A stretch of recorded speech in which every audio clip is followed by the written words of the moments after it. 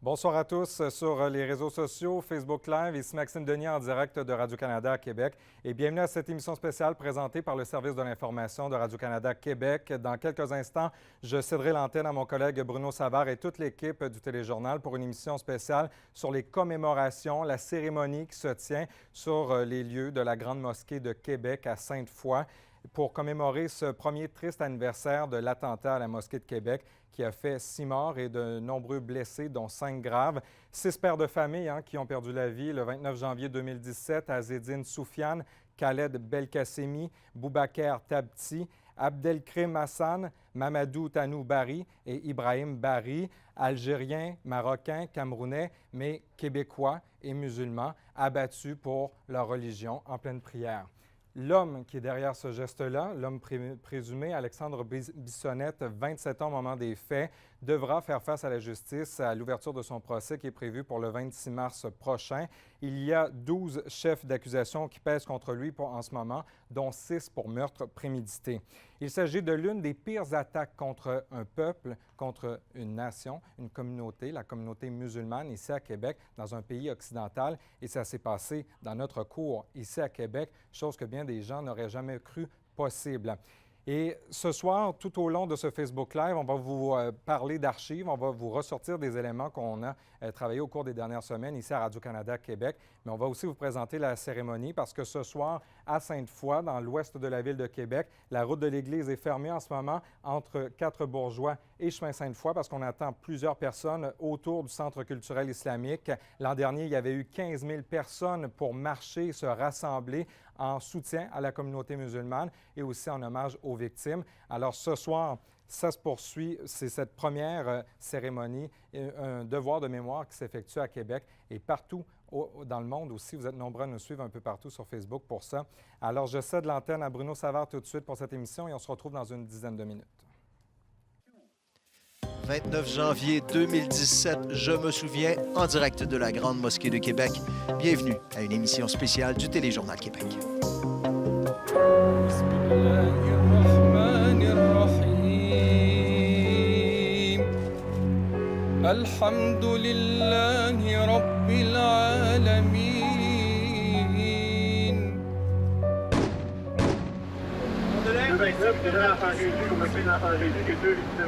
Ici à Québec, une fusillade, des personnes mortes ici à Québec. On a reçu un appel aux alentours de 19h55 concernant des coups de feu.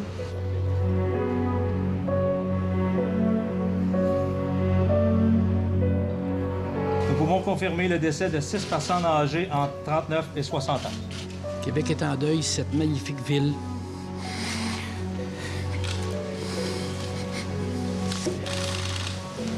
Cette magnifique capitale nationale vient de vivre un drame sans nom.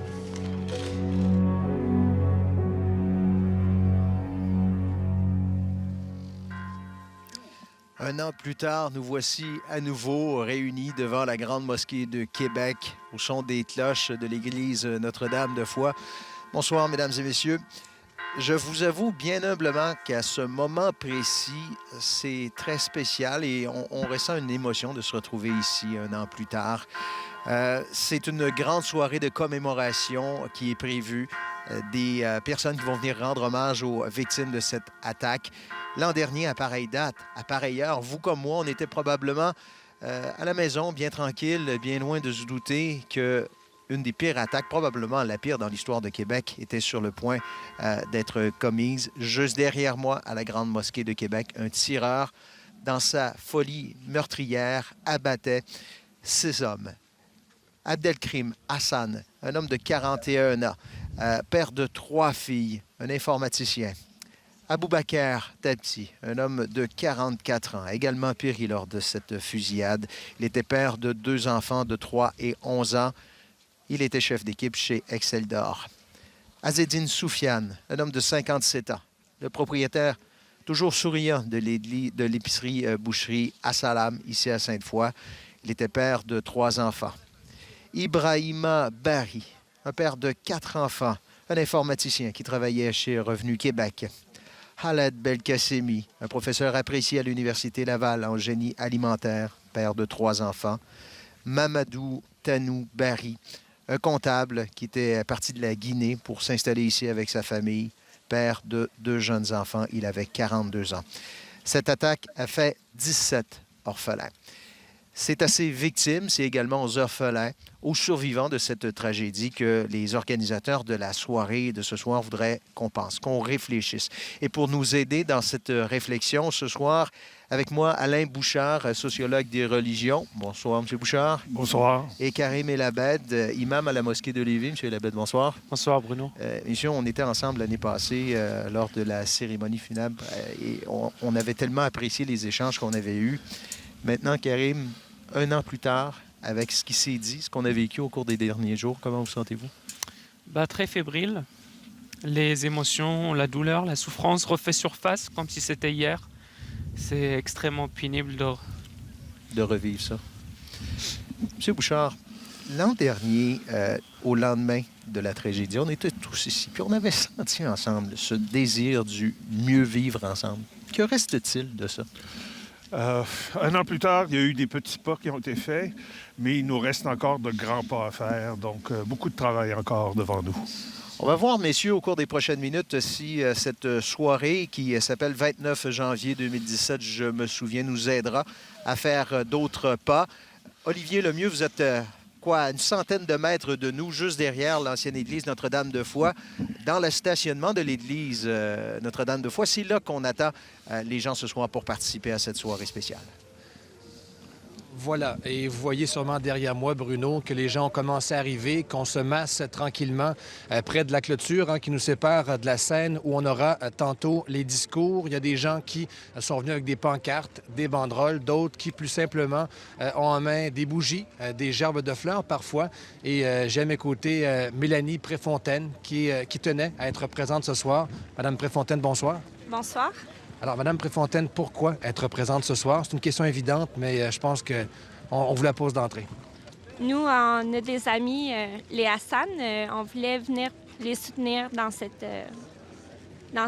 boucle de deuil. Ça fait 1 an, fait que c'est important pour nous d'être ici ce soir.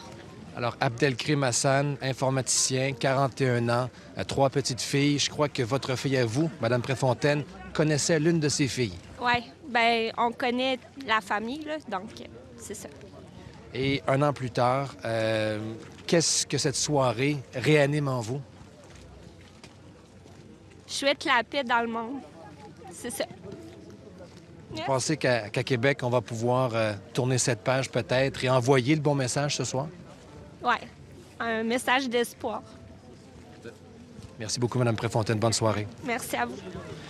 Alors, vous le voyez assez aisément, Bruno, il y a beaucoup d'émotions déjà. Madame Préfontaine, là, qui peinait à contenir ses larmes. Alors, regardez, je vois des citoyens de Québec de tout horizon qui se présentent présentement. Il y a des petites familles, il y a des gens de différentes communautés culturelles.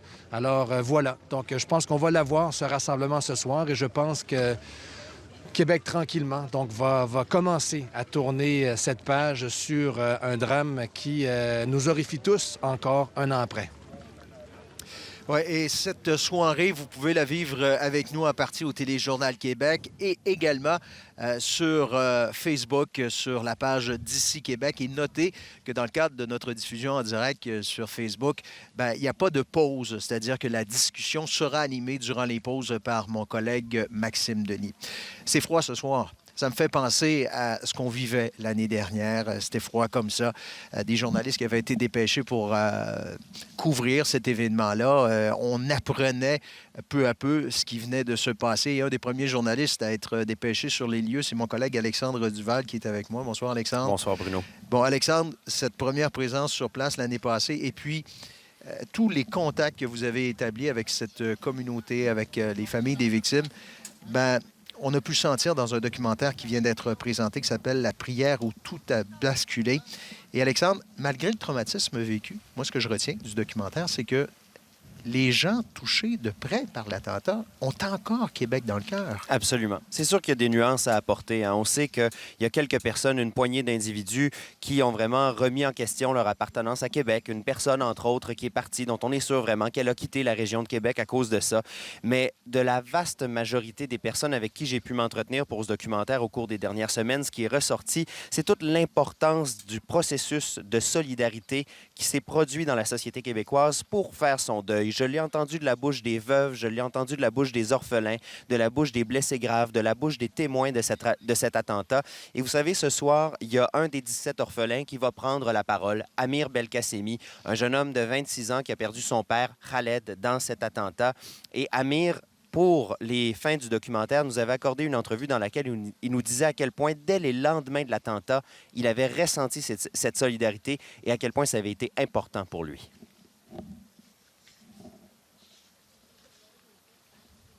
Installés ici, parce que quand ils sont venus ici,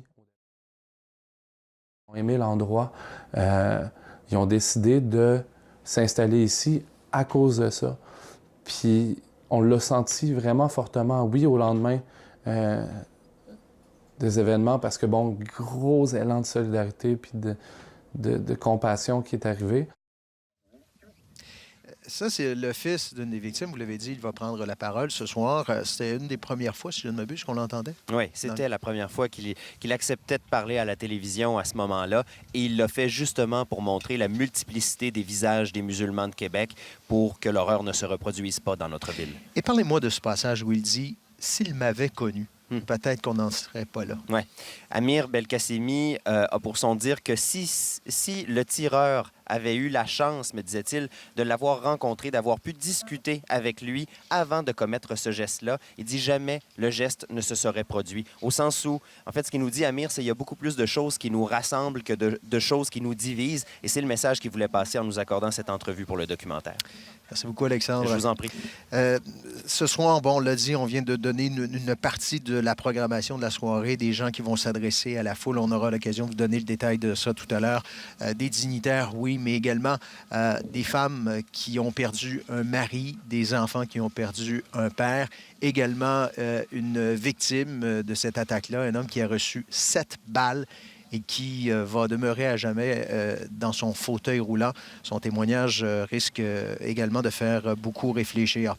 Et je le disais tantôt, c'est une réflexion qu'on vous propose ce soir dans le cadre du téléjournal. Et Karim Elabed, qui est imam à Lévis, et là, vous venez d'entendre Alexandre qui nous décrivait comment la communauté se sent.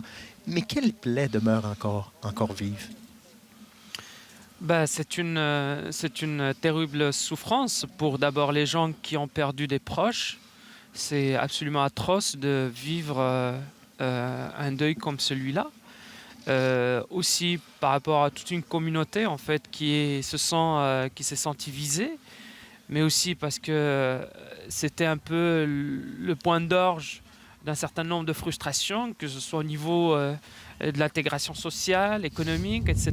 Donc c'est sûr que c'est extrêmement pénible de retrouver un semblant de vie par la suite. C'est un deuil, M. Bouchard, c'est un deuil vécu par la communauté musulmane, mais on a voulu, dès le lendemain, l'année dernière, dire « Attention, c'est la communauté musulmane, oui, mais également toute la communauté de Québec qui est touchée dans ce deuil-là. » Est-ce que c'est encore un deuil collectif pour la communauté de Québec? Oui, je pense, parce que on le voit ce soir, je veux dire, les gens vont venir, on les a vus l'an dernier. Il y a vraiment une appropriation. Moi, je me rappelle quand j'ai appris la nouvelle, je travaillais à la maison et tout à coup, sur mon ordinateur, apparaît le fil de presse, pas fusillade, mais coup de feu à la mosquée de Québec. Et là, moi, j'étais incrédule, et pas à Québec. Et je pense que ça a été le cas d'une bonne partie de la population. Donc oui, on se l'est approprié, ce deuil-là. On a réalisé que ça pouvait se passer aussi ici. Hein? On pourrait faire plein de parallèles avec des trucs qui se passent un peu partout à travers le monde aujourd'hui, où tout à coup, des communautés se rendent compte que ça peut se passer à l'intérieur de cette communauté-là. Et c'est ce qui se passe ici actuellement. Donc là, on a tout un travail à faire qui est un long travail de deuil. Mais il est bien fait jusqu'à présent? Je pense que oui. Il faut se donner le temps. C'est pas un coup de baguette magique qui va nous amener à complètement changer. Il faut faire des petits pas. Et donc, tout à l'heure, on entendait une personne qui disait s'il n'y avait pas eu une distance entre nous, peut-être que ça ne se serait jamais produit. Bien, ça, c'est comme une espèce de bloc de glace où petit à petit, il va fondre. Mais pour ça, ça prend des petits pas. Il faut des rencontres, il faut des soirées comme ce soir. Et c'est pour ça que je pense que des commémorations comme ce soir, il faut qu'il y en ait dans les années à venir et il faut continuer à se le rappeler. Messieurs, j'ai bien hâte d'entendre ce que les gens vont nous raconter tout à l'heure. On va faire une très courte pause. Je vous rappelle que cette émission vous parvient en direct de la Grande Mosquée de Québec. Vous regardez 29 janvier 2017, je me souviens.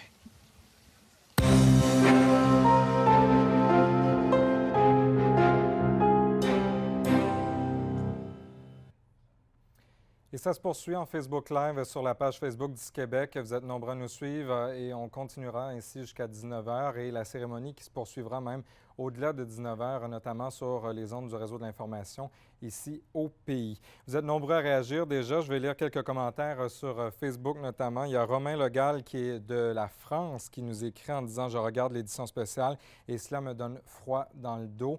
De travailler pendant les derniers jours, les dernières semaines, ici, l'équipe de repenser à ces moments-là. Tout le monde, bien sûr, on est un petit peu touché de près ou de loin dans tout ça. Et bien sûr, les familles, on pense à elles ce soir. Gaétan Gauthier dit « J'ai peine à croire qu'une telle horreur soit arrivée chez nous, au Québec. Quelle honte! Mes sympathies aux gens qui sont les victimes de cet anniversaire. Plus jamais un drame de telle ampleur. » Et justement, sur les réseaux sociaux, on a vu apparaître le mot-clé « plus jamais ». On ne pensait pas vivre ça dans la région de Québec. Et bon, il y a eu plusieurs commentaires à travailler sur les réseaux sociaux au quotidien. On l'a vu dans la dernière année. Il y a eu des changements dans les comportements des gens.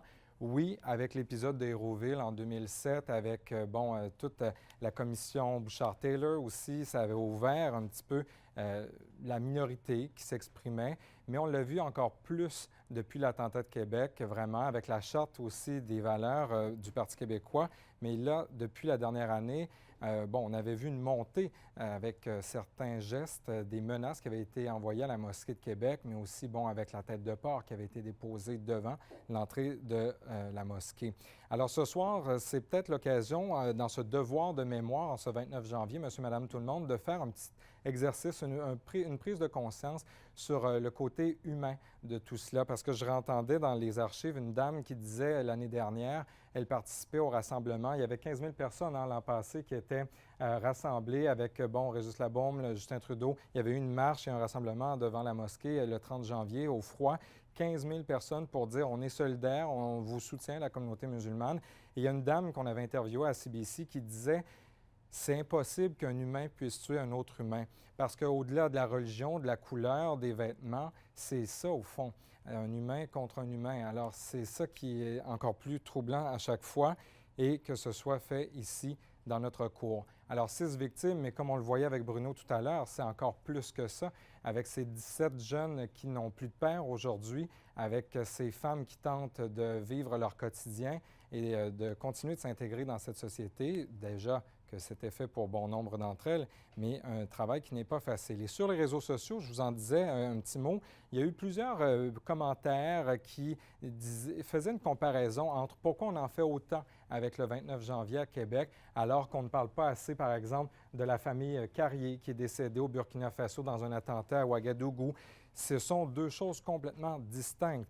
Eux étaient allés là-bas travailler et il y a eu une attaque. Là, c'était un Québécois, un gars de chez nous qui débarque dans un lieu de chez nous pour tirer sur des gens qui étaient en train de prier. Ça aurait été dans un centre commercial, ça aurait ciblé une communauté. On en ferait tout autant. C'est un devoir de mémoire en tant que société de souligner ce geste-là. Et ça rappelle la Polytechnique du 6 décembre 89 à Montréal où 14 femmes ont perdu la vie sous les balles de Marc Lépine. On parle donc d'un homme québécois qui débarque et qui s'en prend. Là, c'était les femmes. Cette fois-ci, ici à Québec, c'était contre des musulmans. Alors, vous êtes nombreux à continuer de réagir, bien sûr. Ça fait jaser. Et justement, aujourd'hui, drôle de hasard, Martin Coiteux, le ministre de la Sécurité publique, qui dit que ce n'est pas voulu, mais c'est le registre québécois des armes à feu qui entre en vigueur. Alors, il y aura davantage de mesures pour encadrer les armes au Québec. De retour au téléjournal.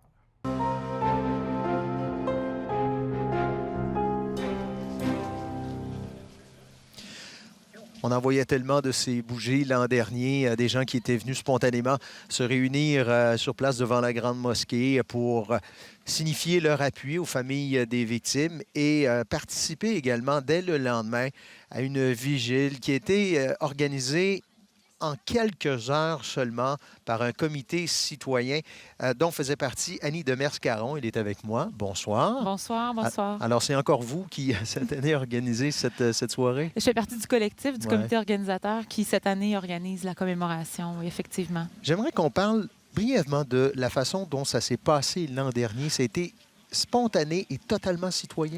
Totalement citoyen. En fait, on s'est retrouvés, on était plusieurs personnes, on se connaissait même pas, en fait, pour la plupart. On s'est retrouvés sur les réseaux sociaux. Puis très rapidement, là, il est venu évident qu'on devait organiser un espace pour avoir une vigile le lendemain de l'attentat. On a coordonné les actions toute la nuit et puis le lendemain, ça a permis à 15 000 personnes environ de venir se recueillir et de témoigner leur solidarité avec les familles des victimes. Qu'est-ce que vous souhaitez pour ce soir? Pour ce soir, on souhaite que l'espace qu'on a créé depuis plusieurs mois de travail là, puisse permettre à tous les gens de Québec qui le souhaitent de venir témoigner de leur solidarité et partager la peine aussi, le deuil là, avec les familles et les survivants aussi. J'imagine que vous avez eu les contacts avec les familles, les survivants qui vont s'adresser à la foule ce soir. Comment entrevoit-il cette soirée? On l'a entendu beaucoup dans les derniers reportages des derniers jours là, qui ont été réalisés par différents journalistes. Les familles des victimes et les survivants reviennent souvent sur l'immense solidarité qu'ils ont ressentie suite à l'attentat, puis sur l'importance de ces témoignages-là de solidarité dans leur processus de deuil. Alors ce soir, ce qu'on veut, c'est renouveler cet élan de solidarité-là afin que dans les prochains mois aussi, là, qu'on puisse se souvenir des victimes, puis se souvenir aussi qu'il faut continuer les différentes actions citoyennes dans le but de faire reculer la haine et le racisme dans notre ville à Québec. Je veux juste qu'on prenne quelques secondes pour parler de ce qu'on voit là, en image, lettre à toi. Des lettres adressées directement aux familles des victimes? C'est une des multiples initiatives qui sont nées à la suite de l'attentat l'année dernière, des initiatives complètement citoyennes qui sont déployées partout dans la ville de Québec. Lettre à toi a permis de recueillir plus de 300 lettres manuscrites qui ont été envoyées par des gens de partout dans la province.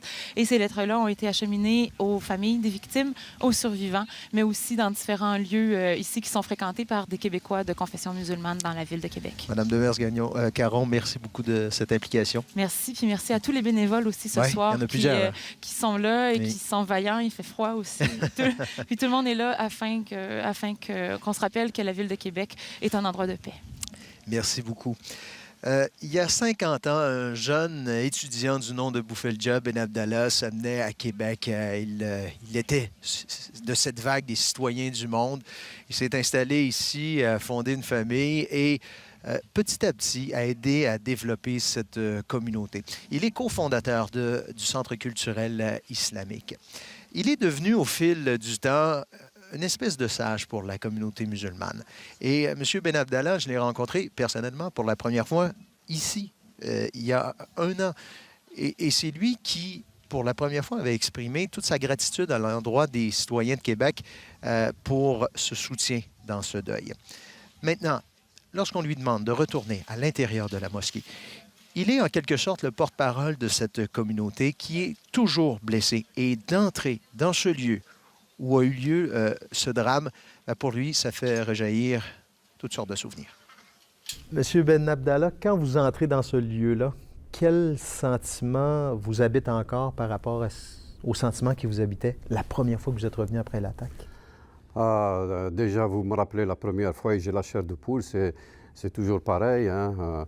On se rappelle ces gens, on se rappelle leur gentillesse, puis leur tranquillité, tous comme nous qui arrivons pour faire un moment de méditation, un moment de prière. Et puis voilà qu'ils ne sont pas là comme avant. Donc il y a toujours ces images, le groupe ici, le groupe là-bas. Et ça fait quelque chose. Un an plus tard? Un an plus tard. Un an plus tard. Un an plus tard parce que la blessure pour des gens qu'on a connus, pour des gens qui sont simples et qui n'ont fait que vouloir prier et puis rencontrer des gens et puis qui ont été pris à partie par quelqu'un qui n'aime pas les autres. Et c'est cette graine de haine que je ne comprends pas, qui a pris six familles et qui a maintenant mis 17 orphelins. 17 orphelins, comment voulez-vous qu'on ne compatit pas et qu'on ne pleure pas pour ces gens? Et quand je vois ces femmes qui se lèvent de nouveau pour travailler dur, hein, parce qu'il faut continuer à éduquer les enfants, quand je pense à ça, c'est tout qui vient. Et je ne suis pas le seul. Je vous assure, dans plusieurs réunions, il y en a qui fondent encore, puis qui se lèvent et puis qui ne veulent pas continuer à parler tellement... je ne sais pas, on ne s'attendait pas à ce choc à l'intérieur de cette belle société qui est Québec, que je reconnais, qui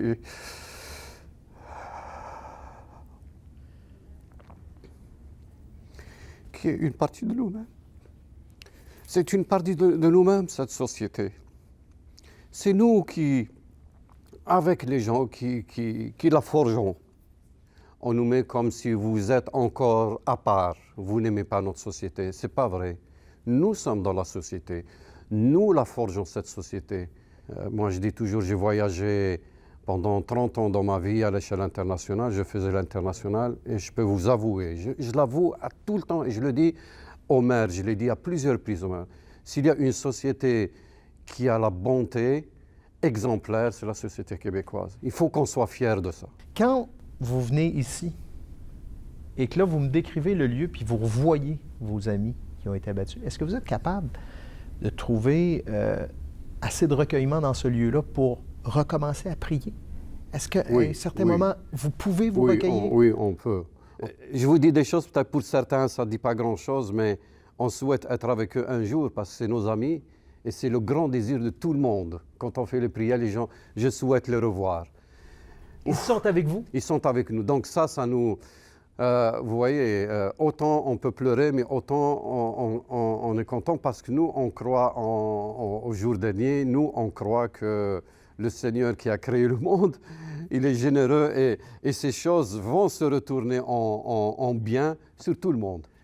Mais je dois vous avouer que certains ne veulent pas rentrer ici. Ils montent à l'étage. Okay.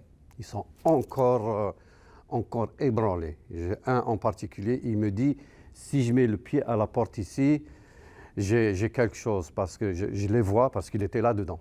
Il était là, il les a vus. Il a vu son ami tomber sous la balle. Donc il l'a vu. Il a imaginé comment ça s'est passé. Donc il y en a qui sont encore ébranlés. C'est un traumatisme. Vous m'avez déjà dit une fois que vous priez pour les parents d'Alexandre Bissonnette. Le faites-vous encore? J'avoue que je les ai en pensée. Les parents, je les ai encore en pensée. Mon Dieu, mon Dieu. J'y pense encore plus pour prier pour eux. Pour prier que cette douleur qui va réapparaître encore le 29 janvier soit une douleur moins forte que le jour où c'est arrivé. Absolument. Et puis lui, je ne dis même pas son nom. J'avais pris l'engagement de ne pas dire son nom. Est-ce que vous pensez encore à lui? Lui, moi, je vous dis, j'avoue que je ne veux pas y penser. Parce qu'il a un visage d'un humain, mais il a aussi le visage de quelqu'un qui a porté la mort au bout de son arme. Ça, je ne peux pas l'oublier. Et les familles ne peuvent pas l'oublier. Et ça, c'est encore ancré, la douleur est encore ancrée. Et cet être humain qui a fait le mal, il est maintenant un exemple qu'il faut prendre pour dire jamais il faut être comme lui. Mais sans haine. Je n'ai pas la haine, mais j'ai la distanciation. Et la distanciation, elle est porteur de messages énormes, tout en respectant toutes les veuves qui sont encore très touchées.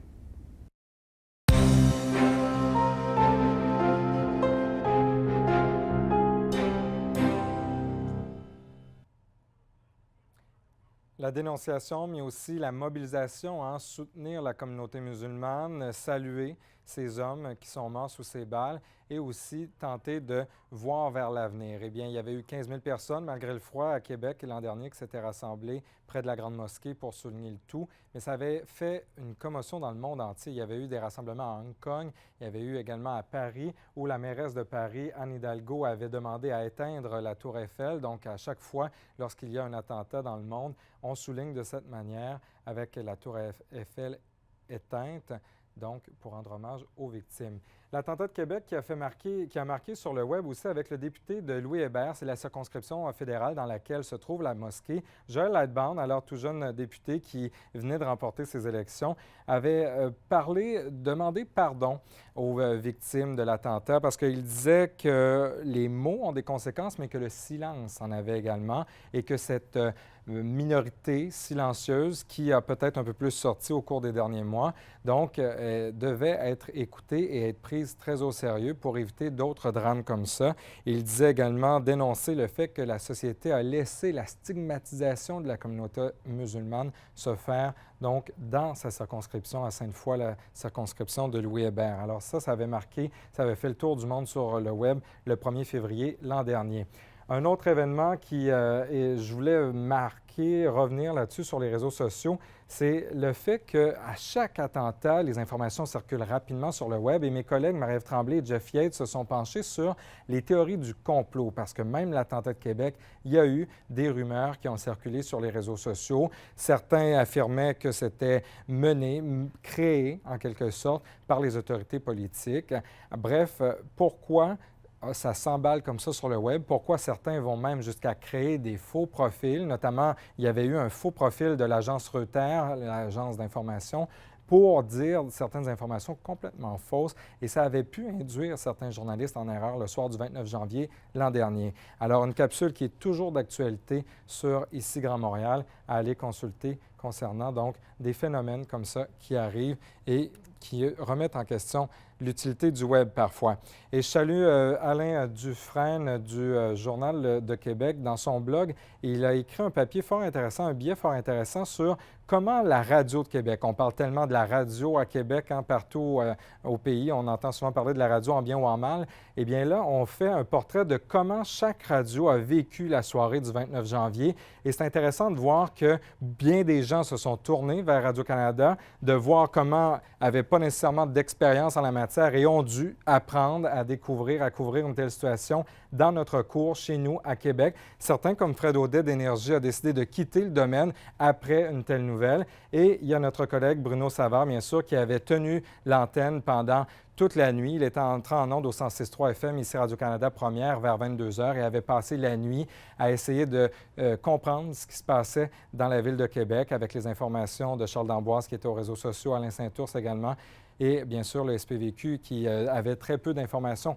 à donner au fur et à mesure. Et au début, vous vous souviendrez, Alexandre Bissonnette avait appelé lui-même les policiers pour se rendre et il était à 20 km de la mosquée. Il se trouvait tout près du pont de l'île d'Orléans. Alors au début, c'était un petit peu bizarre. On se demandait, est-ce qu'il y a deux scènes? Est-ce qu'il y a deux événements? Est-ce qu'il y avait deux tireurs aussi? Il y avait eu plusieurs informations différentes en la matière. Et donc, même un témoin qui avait parlé d'Allah Akbar, mais finalement, le cri n'avait jamais été entendu. C'était vraiment sous l'émotion que le témoin s'était emballé. Bref, voilà, c'était un retour sur le 29 janvier 2017. On retourne au Téléjournal Québec.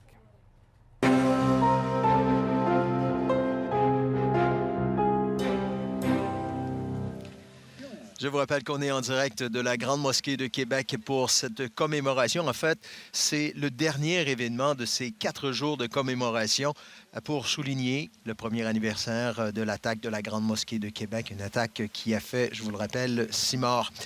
Olivier Lemieux est juste derrière l'église, là où se rassemblent les gens. En fait, Olivier, ce que les organisateurs espèrent, c'est qu'on lance encore le même message et qu'on répète encore le même message qu'on a entendu depuis un an sur ce désir du vivre ensemble à Québec. Absolument, Bruno, et je vous dirais que les gens répondent à l'appel. La foule est de plus en plus dense aux abords donc de la scène derrière moi et les témoignages que je recueille depuis quelques minutes, il y a bien des gens qui étaient ici l'an passé qui sont à nouveau ici ce soir et c'est le cas de M. Larocque, Pierre Larocque, un résident de Québec. M. Larocque, bonsoir. Bonsoir. Donc, M. Larocque, vous étiez ici l'an dernier. Pourquoi c'était important de vous redéplacer ce soir? Bien, je pense que c'est important de marquer la solidarité avec les gens qui ont été victimes de l'attentat et aussi de s'exprimer clairement contre le racisme en général. Vous êtes un résident de longue date de Québec, plus de 25 ans, vous me disiez. Ça vous a fait quoi que ça arrive, que ça survienne tout ça dans votre ville? Bien, j'ai trouvé ça très malheureux parce qu'on a l'impression d'être d'une communauté vraiment où il fait bon vivre.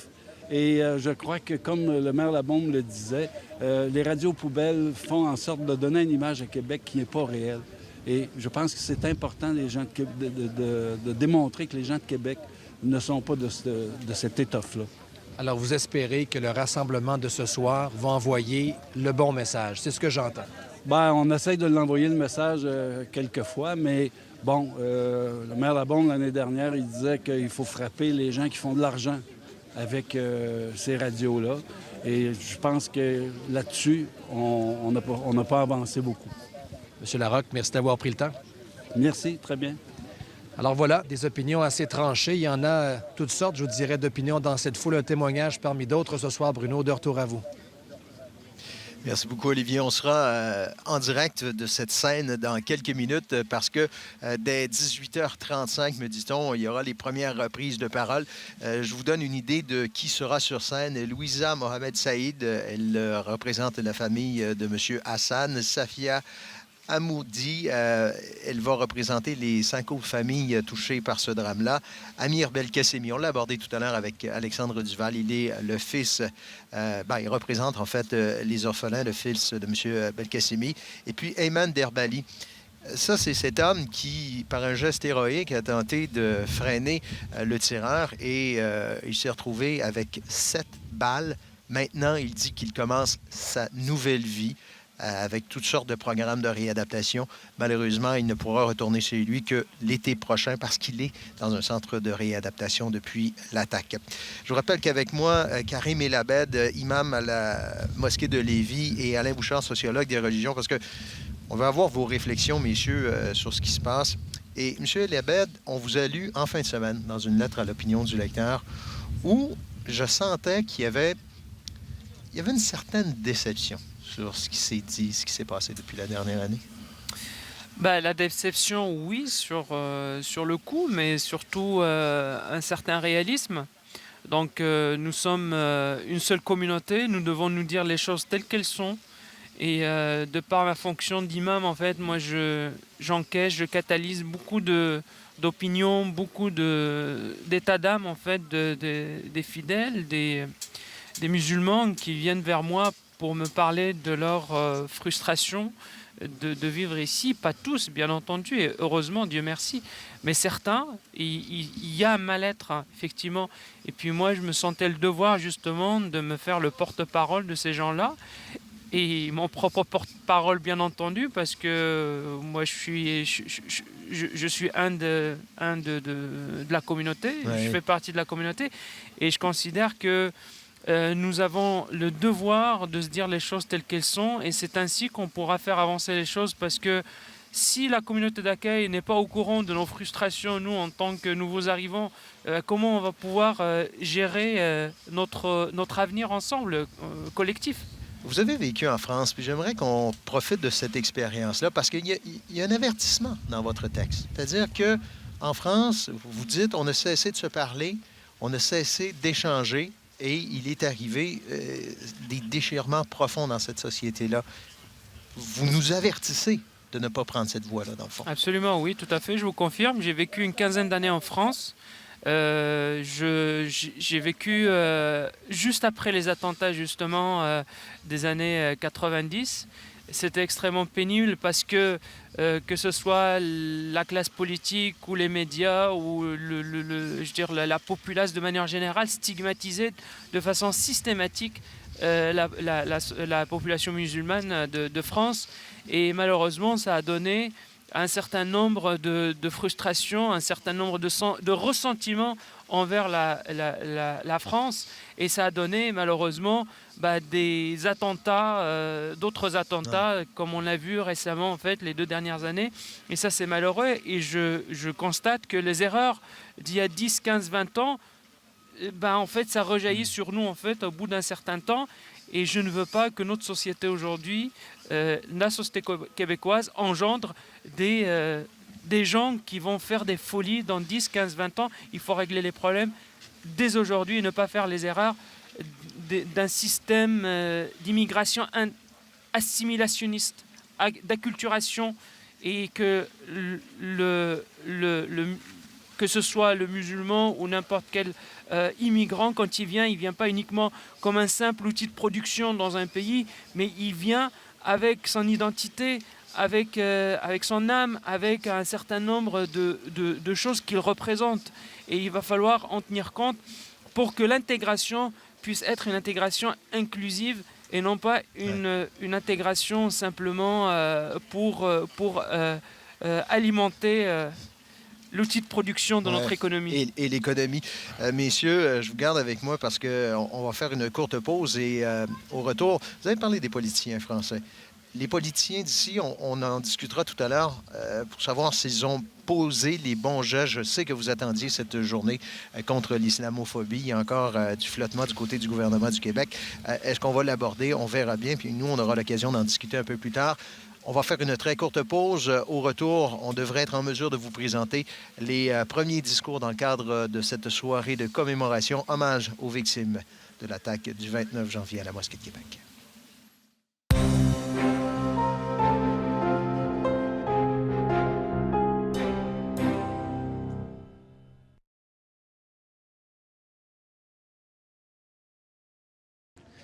Nous sommes toujours en direct aux abords de l'église Notre-Dame de Foix, dans le secteur Sainte-Foy, à l'occasion des commémorations des 6 victimes de l'attentat à la Grande Mosquée de Québec. Les gens commencent à arriver. Il y a déjà plusieurs centaines de personnes qui sont réunies, je vous dirais, sur le site. Des gens de différents horizons, des petites familles, des membres des communautés culturelles, des gens qui veulent envoyer un message de paix ce soir à Québec. Et je parle tout de suite à une citoyenne de Québec, Marie Lemonde. Bonsoir, Madame Lemonde. Bonsoir. Alors, peut-être un mot, Madame Lemonde. Pourquoi êtes-vous ici ce soir? Je suis ici parce que je refuse toute forme de violence, de haine dans ma ville, dans mon pays aussi. Je suis à Québec depuis 40 ans, puis j'ai trouvé ici un milieu très hospitalier et j'accepte pas des gestes comme ceux qui ont été posés il y a 1 an. Puis j'accepte pas non plus tous gestes qui ont été consécutifs à cet événement-là. Oui. Alors, j'entends dans vos propos qu'un an plus tard, vous êtes encore choquée, Madame Lemonde. Et pour vous, ce soir, c'est important qu'on serre les coudes, qu'on envoie le bon message. Je suis encore choquée parce qu'on n'a pas tout fait ce qu'on avait à faire. Je regrette, on laisse encore passer des messages. On fait semblant de réagir, mais il passe encore trop de choses dans le tamis. Et c'est pas ce que j'appelle encore une solidarité puis une acceptation des autres totale. Alors moi, ça vient me chercher beaucoup. Et selon vous, le véritable changement, il passe par les gens, les citoyens, il passe par les gouvernements aussi, il passe comment? Moi, je dirais toujours que ça passe par les gens. On l'a entendu beaucoup dans les émissions qu'on a eues. Il faut se parler, il faut se tenir les uns à côté des autres, il faut s'aider, il ne faut pas se juger. Même s'il y a des lois, n'importe quoi, on se rend bien compte qu'il y en a qui sont capables de passer par-dessus. C'est vraiment de personne à personne, s'occuper des enfants, s'occuper des adultes, des parents qui arrivent ici. Ça, c'est indéniable. Et en terminant, Madame Lemonde, vous êtes une enseignante à la retraite. Oui. Ça vient aussi vous toucher que ce drame-là ait laissé 17 enfants orphelins de père, Madame Lemonde? Dans tous les drames que je vois en ce moment dans le monde, la chose que je partage tout le temps, c'est que les enfants ont droit à la sécurité. Puis la première personne qui sécurise les enfants qui sont là pour ça, c'est les parents. Alors qu'importe dans le monde où on s'attaque aux parents, où on les tue, où on les dénigre, on s'attaque directement aux enfants, puis moi, les enfants, c'est intouchable. C'est le début, là, c'est nous. Alors, c'est pour ça que je suis là ce soir. Alors, encore du chemin à parcourir, mais peut-être un point de départ ce soir, peut-être aussi un tremplin pour la suite. Il faut y croire. Il faut y croire. J'aime mieux regarder en avant que trop en arrière ou sur les côtés. Moi, j'y crois. J'y crois encore, oui. Merci beaucoup, Madame Lemonde. Merci. Bonsoir. Alors voilà, Marie Lemonde, citoyenne de Sainte-Foy, vous avez entendu ses propos. Elle espère que cette soirée permettra de tourner la page sur quelque chose de très difficile à Québec. Et je pense que c'est ce qu'on voit un petit peu, les gens qui continuent à arriver, donc pour commémorer la mémoire des disparus de la Grande Mosquée.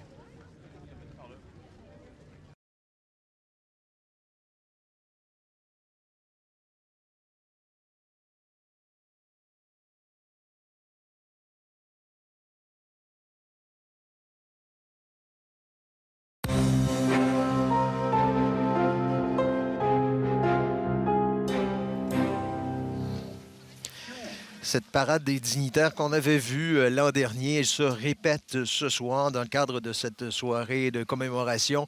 Je vous rappelle que cette émission spéciale vous parvient en direct de la Grande Mosquée de Québec. En fait, juste devant la Grande Mosquée, elle est juste derrière. C'est là que le drame s'est joué l'an dernier. Probablement des milliers de personnes sont attendues juste de l'autre côté. On voit des images en direct là, des gens qui s'amènent. Je veux aborder un point avec vous, Roméo, M. Bouchard, Alain Bouchard. On voyait les politiciens qui s'amenaient.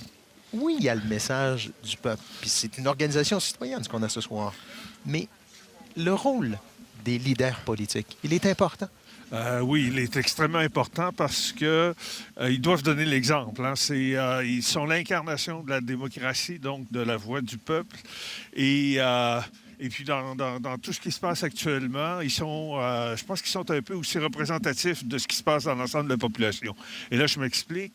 Rappelez-vous, lorsqu'on a regardé au printemps dernier le sondage CROP que Radio-Canada avait commandé sur la question, justement, de la tolérance. Et il y avait quelque chose d'intéressant où un fort pourcentage de la population disait « Oui, on est enrichi par l'immigration, ça vient enrichir notre culture. » Et la question suivante, c'était « Est-ce que ça vient menacer notre identité, menacer notre langue? » La réponse était aussi majoritairement oui. Donc, il y a un désir, mais tout à coup, il y a une espèce de réticence. Et ça, on l'observe chez les politiciens qui, ce soir, vont nous rappeler que c'est le vivre ensemble, etc. Mais ce qui n'a pas empêché l'Assemblée nationale d'adopter une loi où il y a des signes religieux qui ne peuvent pas être portés. Et là, il y a une discrimination qui... et tout à l'heure, notre ami parlait de comment il faut se parler, comment il ne faut pas créer d'exclusion. Moi, quand je vois une exclusion du côté politique, ça me laisse songeur.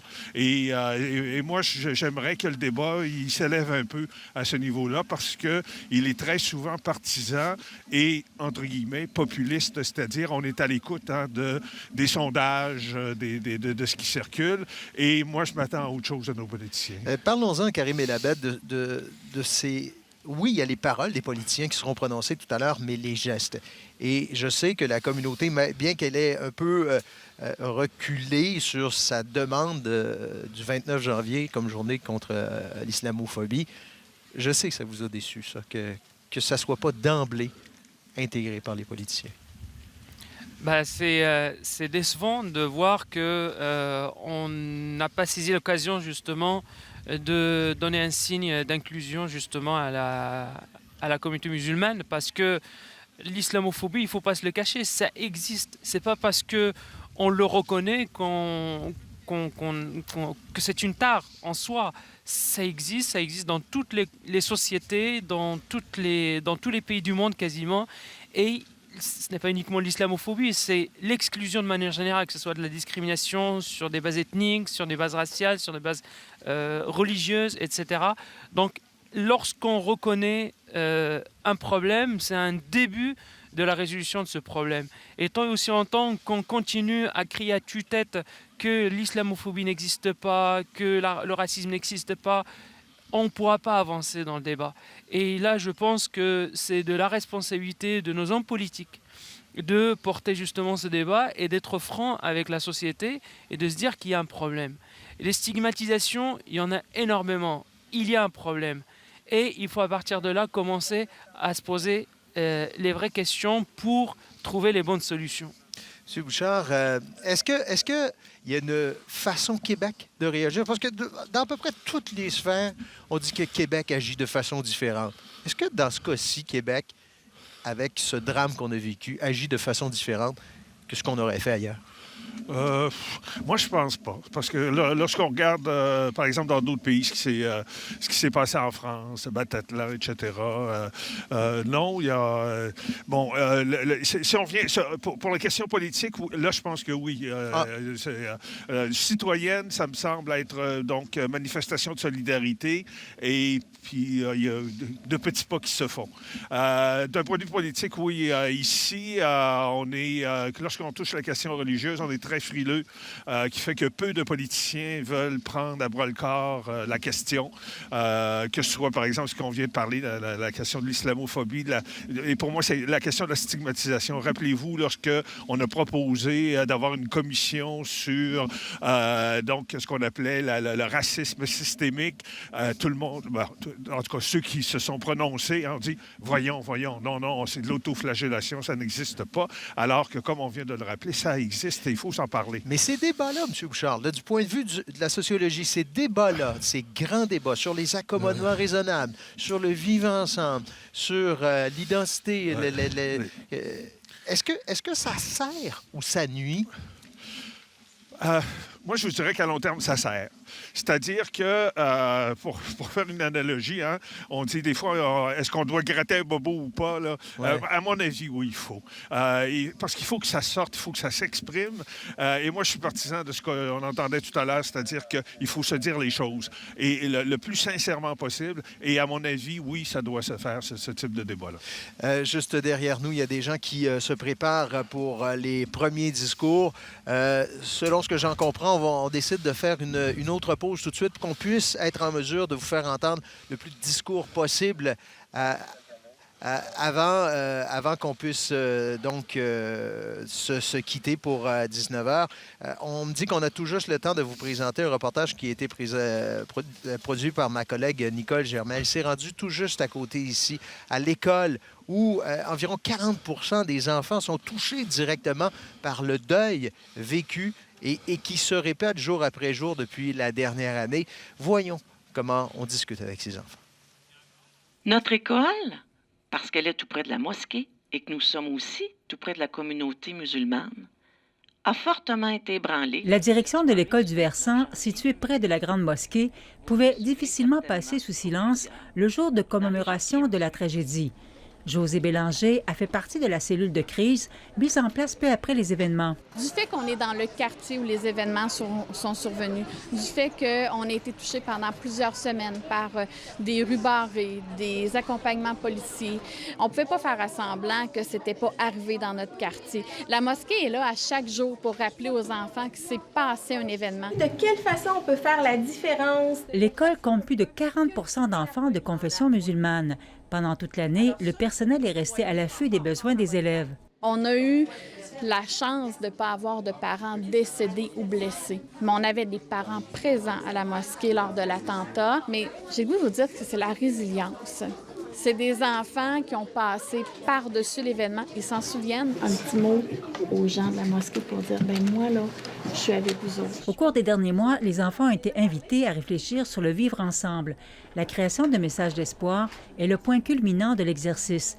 Chaque petit mot a été accolé à un dessin représentant une étoile qui orne chaque fenêtre de l'école. Les étoiles sont un symbole signifiant pour la communauté musulmane.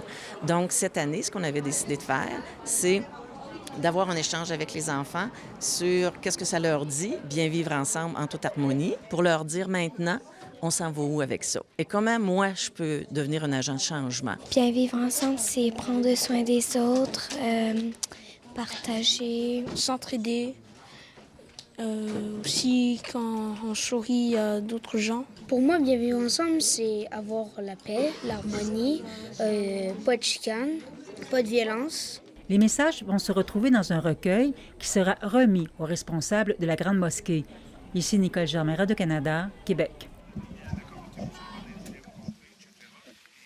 Alors, il y a un peu de retard concernant la soirée, puis vous savez que ça se passe souvent comme ça en pareille situation. Les discours devraient commencer dans les prochaines minutes. Je vous avise que on avait prévu que c'était vers 18h30, 18h35, des représentants des familles des victimes qui vont prendre la parole. Tout ça est retardé de quelques minutes. Ce qu'on va faire, c'est qu'on va faire une courte pause en espérant pouvoir vous en présenter au retour. C'est une émission spéciale dans le cadre de 29 janvier 2017 en direct de la Grande Mosquée de Québec.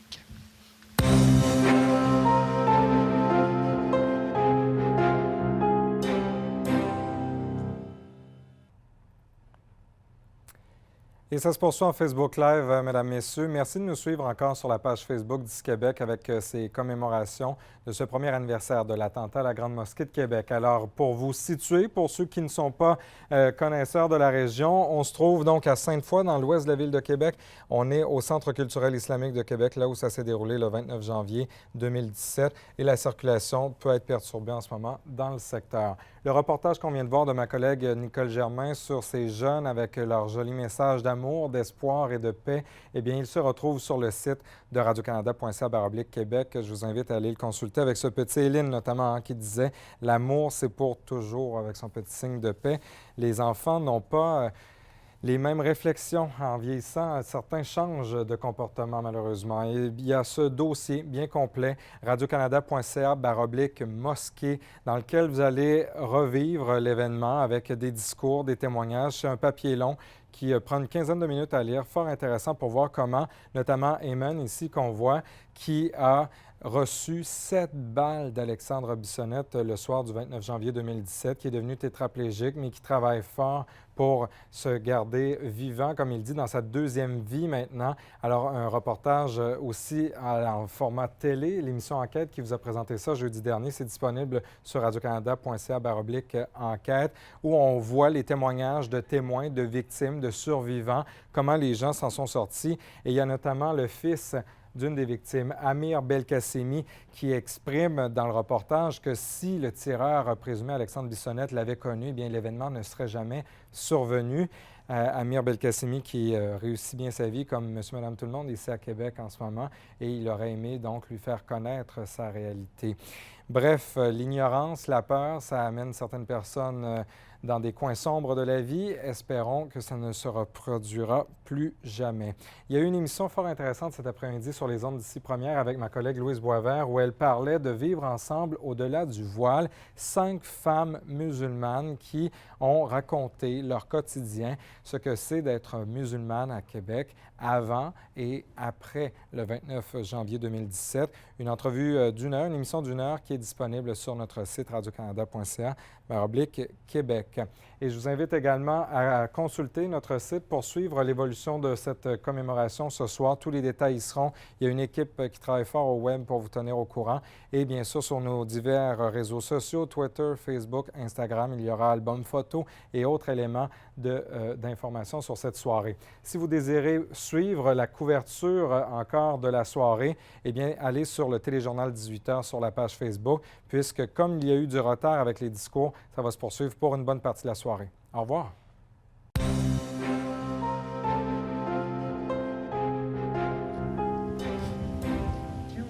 Dans ce froid mordant, encore une fois, Québec qui se réunit dans ce lieu qui va à jamais être marqué dans les mémoires comme étant l'endroit où a eu lieu cette attaque, une attaque terroriste à la Grande Mosquée de Québec.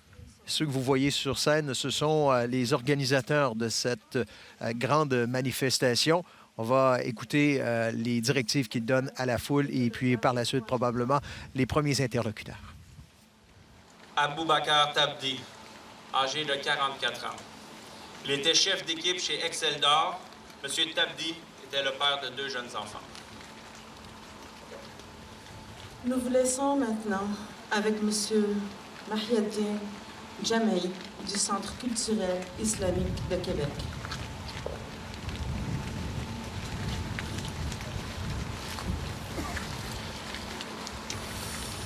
Il y a un an, je savais que vous étiez là, mais ils ne pouvaient pas être là avec vous. Leur corps, leur cœur, leur âme étaient bouleversés, déchirés, meurtris. Ce soir, ils sont là avec vous, pour vous. Certains sont avec vous, là, en ce moment, parmi la foule. Et d'autres sont ici, pour vous exprimer leur soutien. Laissez-moi vous introduire Louisa Mohamed Saïd pour la famille du Shahid Hassan.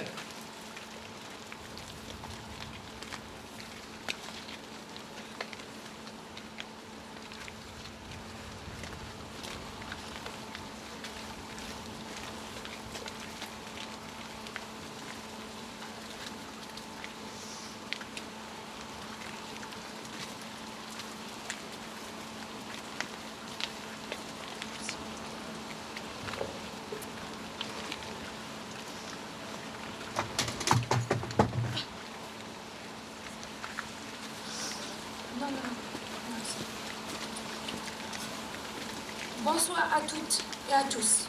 Azouf Laouen. Salam alaikum. Monsieur le Premier ministre, Monsieur le Premier ministre, pardon, excusez-moi, Monsieur le Premier ministre du Canada, Monsieur le Premier ministre du Québec, Monsieur le maire de Québec, Mesdames et Messieurs les dignitaires, chers concitoyens, chères concitoyennes, nous sommes tous réunis ici pour commémorer la perte de nos chers disparus. Cette soirée funeste que fut celle du 29 janvier 2017 restera gravée à jamais dans nos mémoires. Après une longue réflexion, j'ai fini par décider de m'adresser à vous afin de vous remercier du fond du cœur pour votre profonde et sincère solidarité. Solidarité que vous avez manifestée quelques heures à peine après l'horrible tragédie.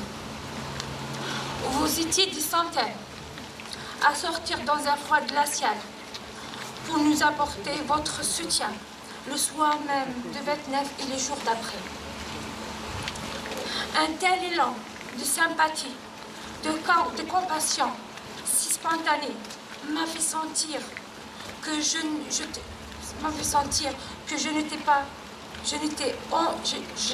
entourée. Il m'a fait comprendre que je n'étais pas seule face au drame qui venait de me frapper plein de fouet. Je remercie également toutes les personnes qui, de près ou de loin, ont apporté un soutien par les dons qui nous ont été remis et aussi pour le soutien psychologique et l'attention particulière qui nous ont été accordées. Depuis le jour de drame, vous ne pouvez imaginer à quel point toute cette sollicitude nous a énormément aidés à surmonter notre immense peine. Pour dire vrai, l'événement est toujours présent dans notre quotidien et on sait qu'on n'oubliera pas si facilement. La peine est toujours vive, parfois la douleur plus intense qu'un certain moment. Mais la vie continue et on essaie de vivre avec. Pour que nos enfants ne subissent pas les contre-coups de cette terrible tragédie. Karim, mon cher époux, était une personne pieuse, aimante, attentionnée, intègre et honnête, qui avait choisi le Québec pour vivre, car il aimait ce pays qui est depuis longtemps. Louisa Mohamed Saïd qui parlait au nom de la famille Hassan. D'autres témoignages vont venir dans les prochaines minutes. Si vous désirez suivre cette cérémonie, je vous suggère d'aller du côté de RDI qui poursuit son émission spéciale. C'était le Téléjournal Québec en direct de la Grande Mosquée de Québec.